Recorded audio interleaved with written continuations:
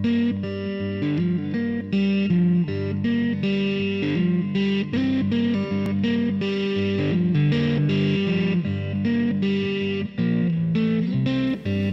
welcome to RippleHive Chat.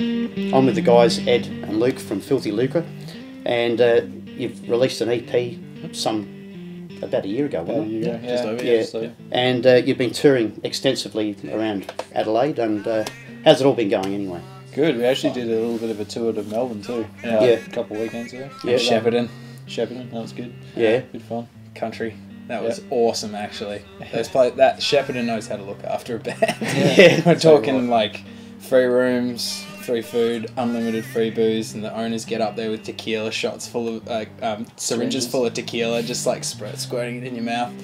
It's wild city. Would you care to mention the hotel? The Overlander Hotel in Shepparton. Check it out if you're ever out there. It's awesome. Very good. Yeah. Now, you were explaining to me before how you guys just set this up as like a part-time sort of band doing covers initially, wasn't it? Yeah, that's where the name came from. Filthy Lucre is the old slang kind of Cockney slang for dirty money. Yeah. And we were like, we'd been in a few bands together before, and we're like let's try and make money playing music on the side, because we were already in a band together. Yeah. And we're like, cover bands get paid like $3,000 for a gig, and we're getting like $50. Like, what if it was just two people getting that $3,000? Let's learn some covers, see if we can pull this off as a two-piece. And then Luke just started spraying out all these awesome originals. So naturally, we started with some like Black Keys kind of stuff, a bit of White Stripes, just because two people, we didn't know how it was going to work. Yeah. But then we just ended up writing a bunch of stuff as well. Yeah. And that's how the EP came out. We recorded all that and finished it off before we played our first ever show, which was at the Jade Monkey. And that was around on Twin Street. That was a lovely little venue too. Yeah. I've heard they've just set up at Flinders Street. Yeah. It's on its way. Yeah. Good that it's back. Yeah, for sure. Because there's the Squad of Farms was another one that sort of that collapsed as well. Yeah.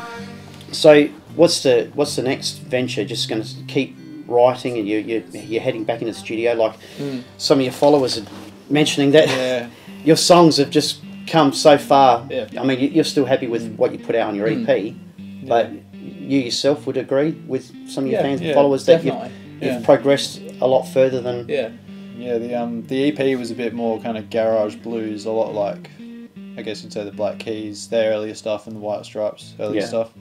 But we've progressed into kind of like a full rock sound. Yeah, and like pretty heavy kind of. Yeah, it's still got the same sort of like writing structure, and it's still heavily blues influenced, but it's sort of been expanding a bit more, and like rather than like for me particularly, like rather than like an in the background blues sort of like style drumming, it's been very percussive and like more like like a 90s sort of feel like Audio Slave and Pearl Jam, like that heavy hitting sort of stuff. Yeah.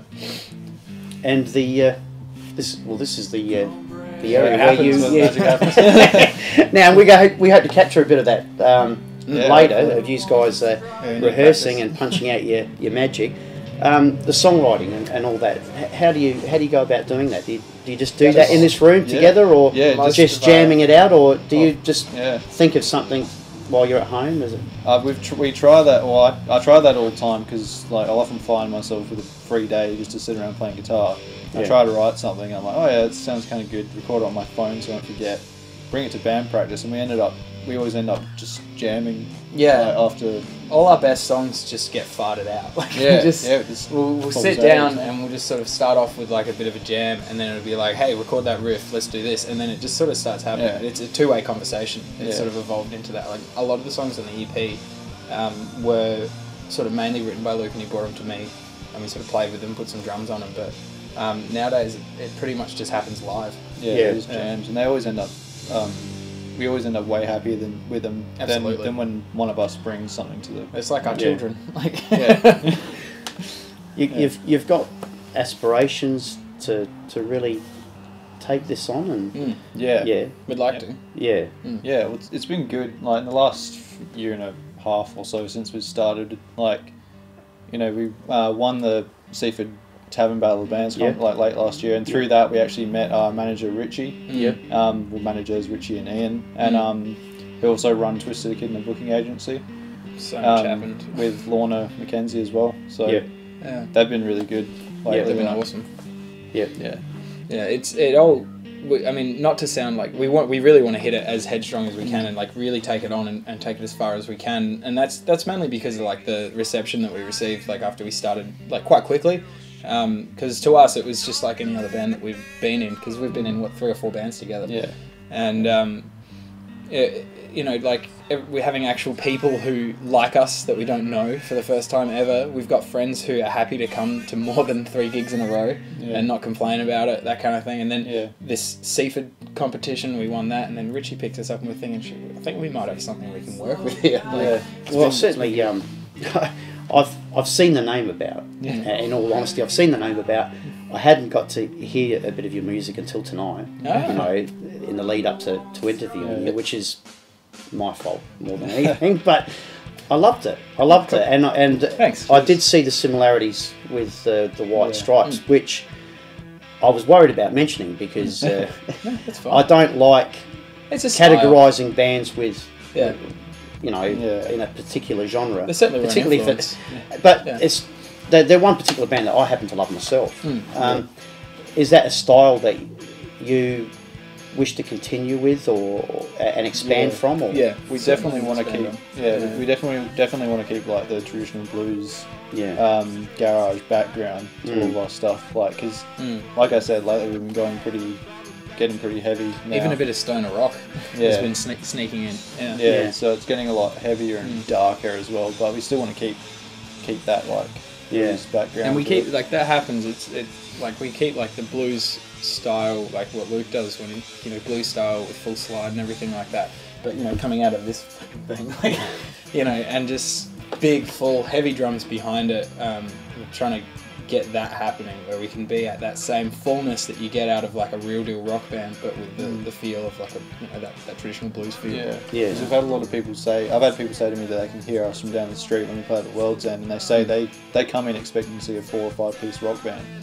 That's something that people have said. They go like, everyone always says, like, I heard him. I was talking to an old mate of mine whose friend knows about us, and I don't know this guy, and he's just like, oh, I love Filthy Lucre. What those guys can do as a 2-piece is awesome. Like, that's what people always say. That's always great too. Like that full sound that people talk about, like the Police, that being a 3-piece band. I mean, they might add a little bit in the studio, as such, but they still pull it off rather well live. And for you to be 2-piece, it's even more magical, isn't it? It doesn't. I think it doesn't really matter how many members are in the band. Like, I've realised from this, it's about how well you sort of meld together, and like the energy as well when you're playing, because we both feel like it really is ours. And that's a first, especially for me. Like, a lot of drummers can probably relate to that. Like, there's the band, and you're the drummer for the band.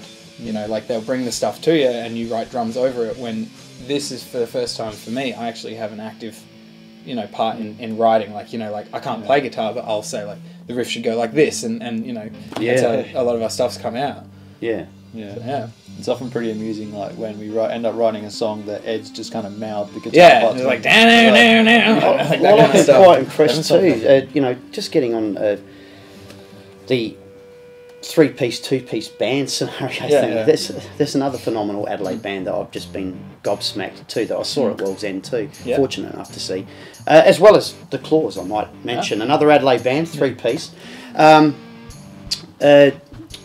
Tombstone Hunters Club. Okay. 3-piece. If you ever see them too, they're phenomenal. I'll look them up. Really, for sure. Really great progressive rock sound. Not a lot of prog rock around Adelaide. Check that out. And again, yourselves getting the very same accolades around town, and touring interstate.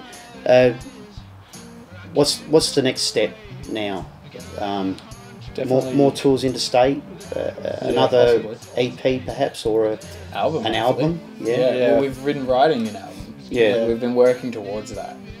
Nothing's set in stone. Like, we haven't, you know, but we have our plans. Like, we're hoping to, you know, record this album to the best sort of standard that we can. Like, get it done as best as we possibly can. I dare say you guys would have the material now that you've sort of ironed out which you would want to go into the album. That's right. You can hear most of it at our gigs. Yeah. Yeah, we've got about 2 albums worth, despite, you know, only having a 5-track EP. There's a lot more at the live show. Yeah. For sure. Yeah. So, yeah, we're hoping to get something out, hopefully either like start of next year, hopefully. Yeah. Done and ready. Yeah. Now, bear in mind, we probably won't get this on our site till Sunday. Yeah. But tour dates from outside this coming week that you've got coming up that you'd like to plug? Well, if this isn't going out till Sunday, we've got next Saturday the 8th at Jive. That's for the Sea Shepherd benefit show. Yep.